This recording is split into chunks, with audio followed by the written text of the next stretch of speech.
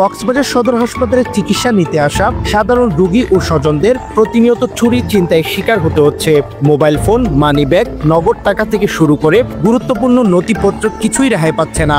এই যেন সদর হাসপাতালের ভেতরে গড়ে ওঠা সক্রিয় চোর চক্রের ভয়ঙ্কর দাপট। আর এই চক্রের কারণে প্রতিনিয়ত ভোগান্তি পোহাতে হচ্ছে সেবা নিতে আসা সাধারণ মানুষের। এই অনিয়ম আর অপরাধ চিত্র জানতে অনুসন্ধানে নামে টিম টেলিগ্রাম। হাসপাতালের বিভিন্ন ওয়ার্ড, লিফট, করিডোর, সিঁড়ি পথে টানা পর্যবেক্ষণ চালানোর পর এক ব্যক্তির আচরণ সন্দেহজনক মনে হয়। তাকে অনুসরণ করতে থাকি আমরা।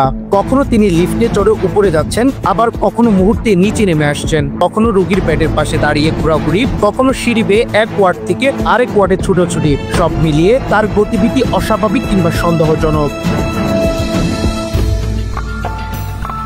পরিস্থিতি বুঝে টিম টেলিগ্রামের সদস্যরা তার সঙ্গে উঠে লিফটে। পরিকল্পনা হিসেবে মোবাইল ফোনটি পকেটের বাইরে দৃশ্যমান রাখা হয়। কিছু সময় পর ব্যক্তিটি হাত বাড়িয়ে সেটি নেওয়ার চেষ্টা করে, সঙ্গে সঙ্গে তাকে হাতে নাতে ধরে ফেলা হয়। পরে জিজ্ঞাসাবাদে তিনি অকপটে স্বীকার করে নেন এটা তার প্রথম নয়। দীর্ঘদিন ধরে তিনি এই হাসপাতালে চুরি করে আসছেন। শুধু তাই নয়, একই অপরাধে একাধিকবার কারাভোগও করেছেন। দ্বিতীয় ব্যক্তির নাম সরোয়ার উরফে সুলাইমান। তিনি মহেশখালী ওয়ানক ইউনিয়নের বাসিন্দা। জেল থেকে বের হয়ে আবারও পুনরায় পেশায় জড়িয়ে পড়েছেন।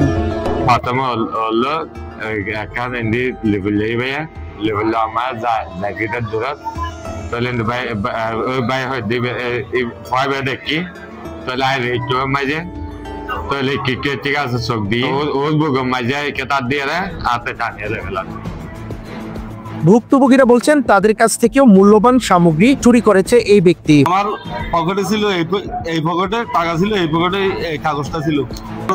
আমি পকেটে হাত দিয়েছি, টাকা নাই না, লিভে উঠছিল উনি সাথে। এরপর আমার কাছে টাকা নাই।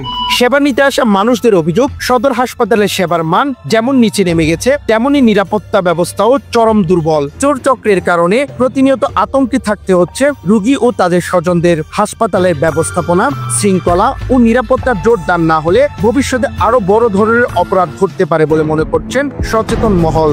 মুক্তাদিল জয়, টেলিগ্রাম নিউজ, কক্সবাজার।